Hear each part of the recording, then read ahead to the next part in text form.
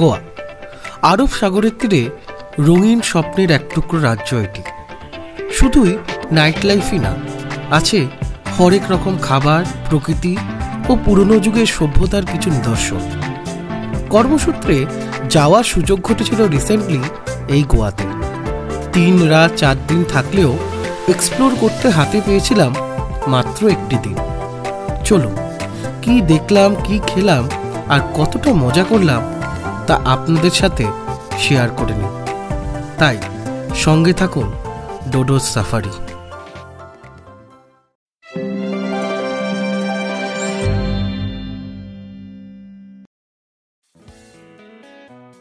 June মাসের সকাল 7 সকালে উঠে কলকাতা এয়ারপোর্টের উদ্দেশ্যে রওনা দিয়ে দিলাম গোয়ার ফ্লাইট ধরার জন্য। এয়ার এশিয়ার আমাদের এই ফ্লাইটটা ছিল ঠিক 8:45 নাগাদ। সেটা ডাইরেক্ট গোয়া না, মানে ব্যাঙ্গালোর হয়ে সেটা গোয়া যাবে। ঠিক 8:15 নাগাদ আমরা চলে এলাম এয়ারক্রাফটের একদম কাছে। সবাই মিলে বসতে বসতে সবকিছু রেডি হতে মোটামুটি বেজে গেল 8:30। কলকাতা থেকে গোয়া যাওয়ার এই ফ্লাইটের খরচা ছিল 7,513 টাকা।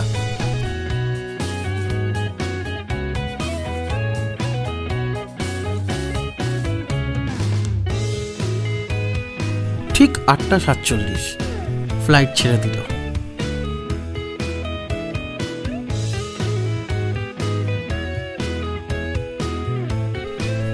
ডাবলিম এয়ারপোর্টে এই ফ্লাইটের টাইম হচ্ছে ঠিক 1:20 নাগাদ। দেখা যাক সময় মতো আমরা ওখানে পৌঁছতে পারি কিনা।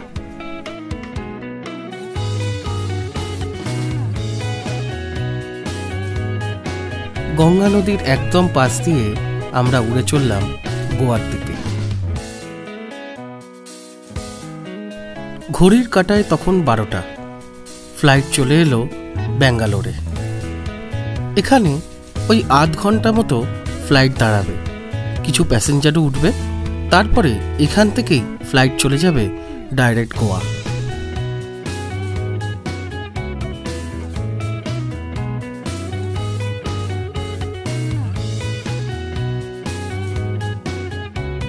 না, একদম রাইট টাইম, মানে 1:20 নাগাদ আমরা পৌঁছে গেলাম ডাবলিম এয়ারপোর্টে।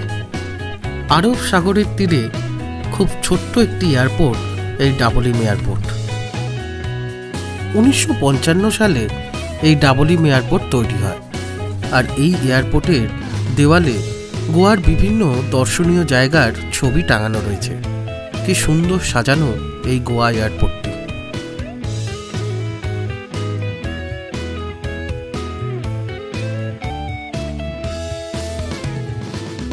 সমস্ত ব্যাগ ফ্যাগ নিয়ে আমাদের বাইরে আসতে সময় লেগে গেল আরও আধ ঘন্টা, মানে 2টোর সময় আমরা পৌঁছে গেলাম এয়ারপোর্টের বাইরে। আর অপেক্ষা করলাম আমাদের জন্য নির্ধারিত বাসের।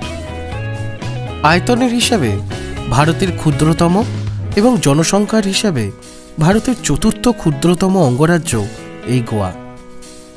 পর্তুগিজ আমলের বিভিন্ন ঘর বাড়ি, এমনকি সভ্যতার বিভিন্ন অংশ এখানে চোখে পড়ে। আমাদের এই ভ্রমণের শেষ দিনে আমরা গেছিলাম পর্তুগিজ কলোনিতে। অসাধারণ একটি কলোনি, কিন্তু সঙ্গে থাকুন সেটি দেখার জন্য। প্রথম 2 রাত আমরা দ্য ললিত বলে একটি হোটেলে ছিলাম। ক্রান্তিযোগা বিচ এবং রাজবাগ বিচের একদম মাঝে এই হোটেল অবস্থিত।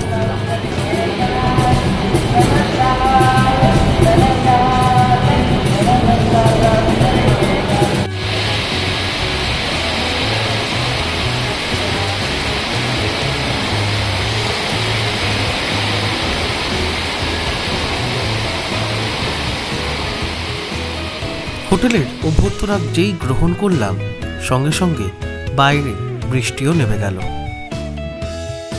তখন বাজে 7:30। তাও দেখছি সূর্যের আলো একেবারে নিভে যায়নি। অ্যাকচুয়ালি পশ্চিমের এই রাজ্যগুলিতে সন্ধ্যা অনেক দেরিতেই হয়। চললাম আমার নিজের ঘরের দিকে। লনটাও কি সুন্দর সাজানো। ঘরে ঢুকেই অবাক হয়ে গেলাম।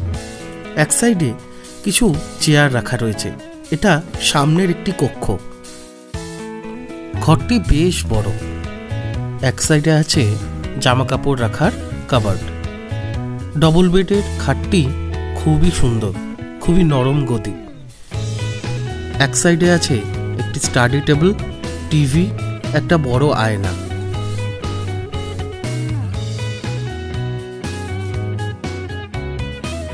ঘরের পেছনে আছে ব্যালকনি। এখন অন্ধকারের জন্য ভালো কিছু দেখা যাচ্ছে না, কালকে সকালে বাইরেটা ভালো করে দেখাবো।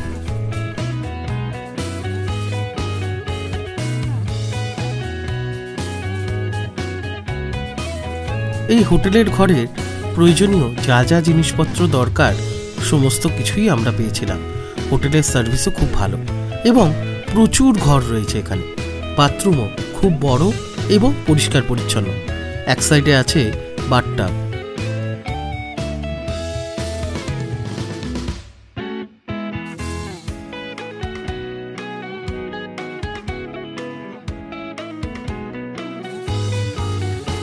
রাতের বেলা খাবার পরে হোটেলের ভেতরেই রাস্তা দিয়ে হাঁটতে হাঁটতে চলে এলাম সমুদ্রের একদম পাশে। খুব সুন্দর লাগছিল তখন। হোটেলের ভেতরে ব্রেনস্টর্মিং এর জন্য রয়েছে দাবা খেলার জায়গা। এরকম বিভিন্ন অ্যাক্টিভিটি এই হোটেলের মধ্যে আপনি করতে পারেন। আছে বিরাট বড় একটি সুইমিং পুল।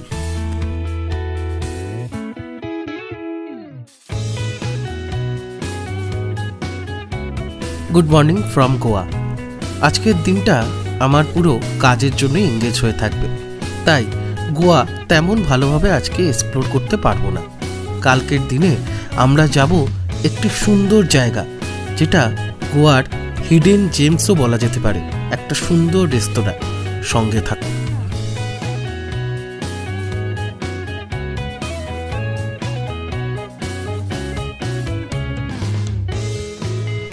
বেশ পরিপাটি করে সাজানো এই হোটেলখানি।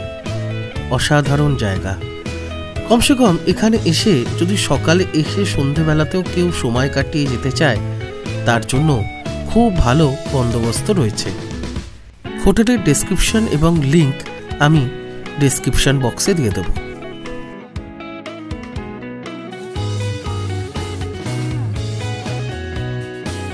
আর এই হলো হোটেলের সামনেটা। কালকে বৃষ্টির জন্য হোটেলের সামনেটা আমি তুলতে পারিনি। হোটেলের পেছনে একটি বড় গলফ কোর্স রয়েছে, সেখানে আপনারা গলফ খেলতেও পারেন। সন্ধেবেলায় সূর্যাস্ত দেখার জন্য চলে এলাম একদম বিচে, কিন্তু ভাগ্য সুপ্রসন্ন নয়, তলায় আছে মেঘ। আমি এদিন সানসেট খুব ভালো করে দেখতে পারিনি, কিন্তু আপনারা এই হোটেলে থাকলে অবশ্যই সন্ধেবেলা বিচের পাশে এসে সময় কাটান। একটা সুন্দর সানসেট আপনারা উপভোগ করতে পারেন।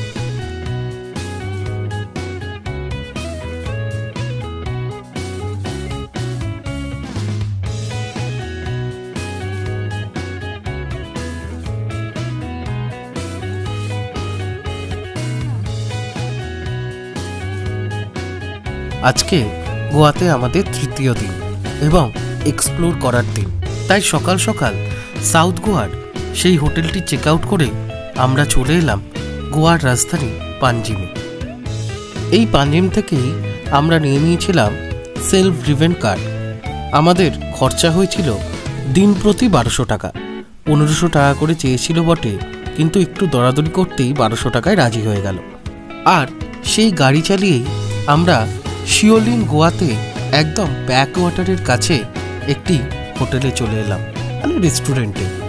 কি সুন্দর রেস্টুরেন্টের অ্যাম্বিয়েন্স দেখুন। নাম সিস্কেপ ওয়াটার ফ্রন্ট। ব্যাকওয়াটারটির পাশে সুন্দর একটি রেস্তোরাঁ। আপনি প্রিয়জনকে নিয়ে এসে এখানে সময় কাটান, গল্প করুন, আড্ডা মারুন। সুন্দর হাওয়াতে আপনার প্রিয় পানীয় এবং খাবার অনুভব করুন। খুব ভালো জায়গা। আমার 100% রেকমেন্ডেশন রইল এই জায়গাটি একটিবার আসার জন্য গোয়াতে এলে।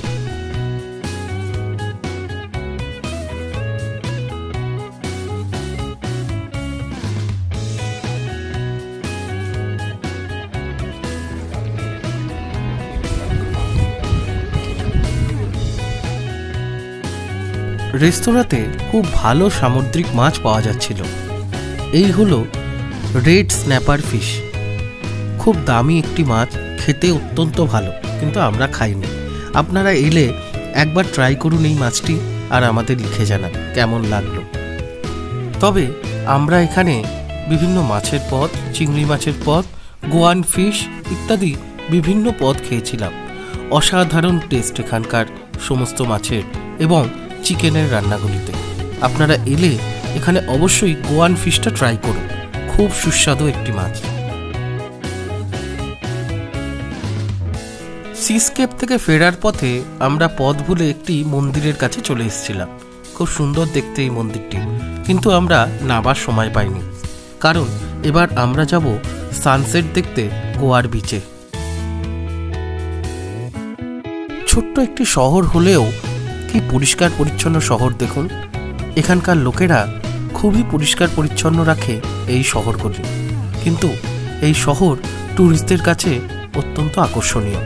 তাই ট্যুরিস্টদের দরকার এই শহরটিকেও পরিষ্কার রাখা, ওনাদের কর্তব্য এটা।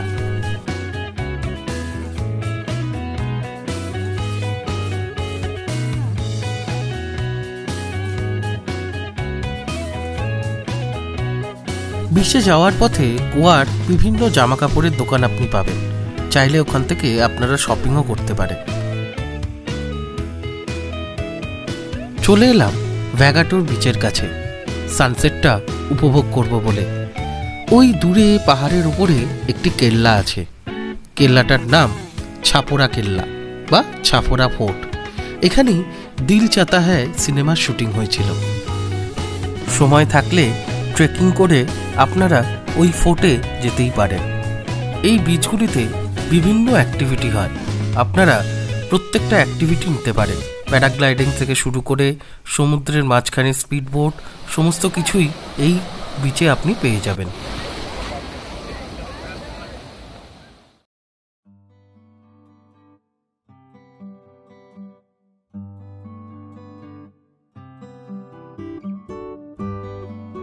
না, আজও আমরা সূর্যাস্ত ভালোভাবে উপভোগ করতে পারলাম না, কিন্তু যা উপভোগ করলাম তা হলো সাগর আর পাহাড়ের মেলবন্ধন, ইতিহাসের ছোঁয়া ইত্যাদি।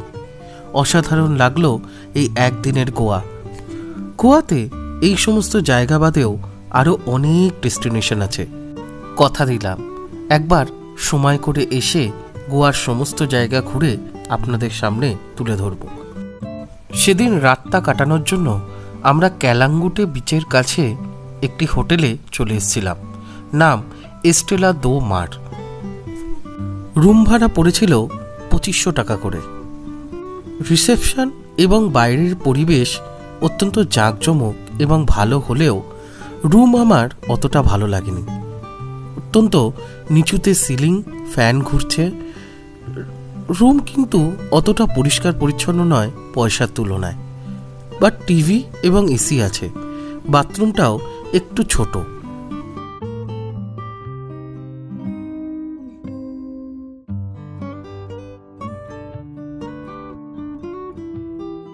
ওনাদের তলাতে আরও অনেক ঘর রয়েছে, সেই ঘরগুলোর কোয়ালিটি কিন্তু এই ঘরগুলোর থেকে ভালো ছিল, হয়তো একটু বেশি দামের ঘর সেগুলি।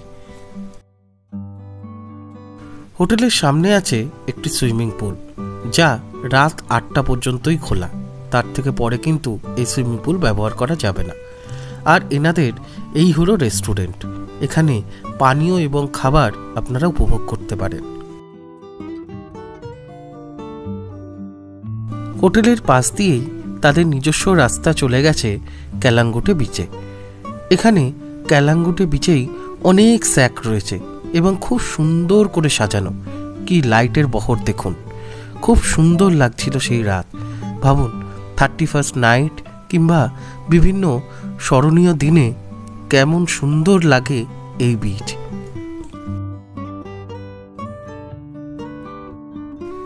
প্রিয়জনকে নিয়ে এসে এখানে খাবার এবং পানীয় উপভোগ করার মতো আনন্দ আর বোধহয় কোথাও নেই। দূরে দেখা যাচ্ছে বাঘা বিচ, সেখানেও খুব সুন্দর করে স্যাক অনেক রয়েছে সাজানো গোছানো।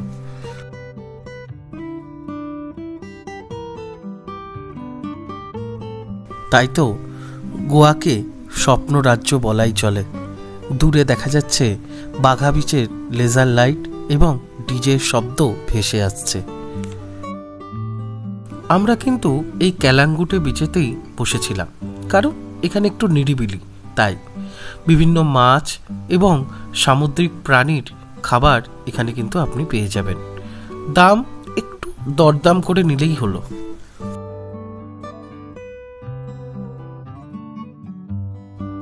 পরের দিন আমরা বেরিয়ে গেলাম এয়ারপোর্টের জন্য হোটেল চেক আউট করে।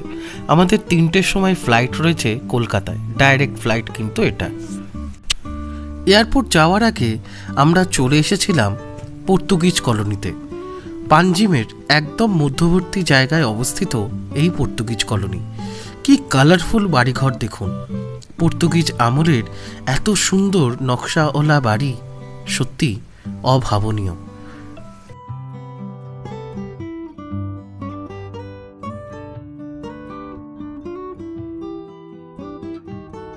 যারা ফটো তুলতে ভালোবাসেন তাদের জন্য এই জায়গা সত্যি স্বর্গরাজ্য, কারণ ব্যাকগ্রাউন্ডটা খুব ব্রাইট পাবেন আপনারা, এবং সত্যি এত পরিষ্কার, এত সুন্দর সাজানো গোছানো একটি জায়গা আমাকে সত্যি মুগ্ধ করেছিল। আমার 100% রেকমেন্ডেশন রইল এই জায়গাটি আসার জন্য। এই পর্তুগিজ কলোনির শেষে আপনারা একটি বহু পুরনো বেকারি পাবেন, খুব সুন্দর করে সাজানো, ফটো তোলার জন্য একদম আইডিয়াল জায়গা। এই বেকারিটি 1930 সাল থেকে এখানে কিন্তু রয়েছে, এবং এখনও এই বেকারি কিন্তু খোলা হয় এবং আপনাদের জন্য বিভিন্ন বেকারি জিনিস এখান থেকে বিক্রি করা হয়।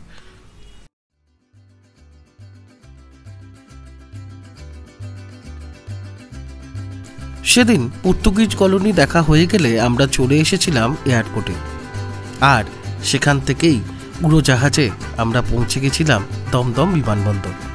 এই ছিল আমাদের ছোট্ট গোয়ার সফর।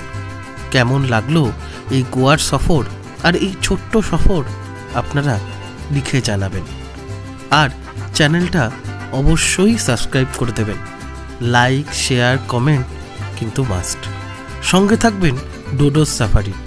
এরকম মাঝে মাঝেই আমরা বেরিয়ে পড়ব বিভিন্ন জায়গায় আর গল্প তুলে ধরব আপনাদের সামনে। খুব ভালো থাকবেন।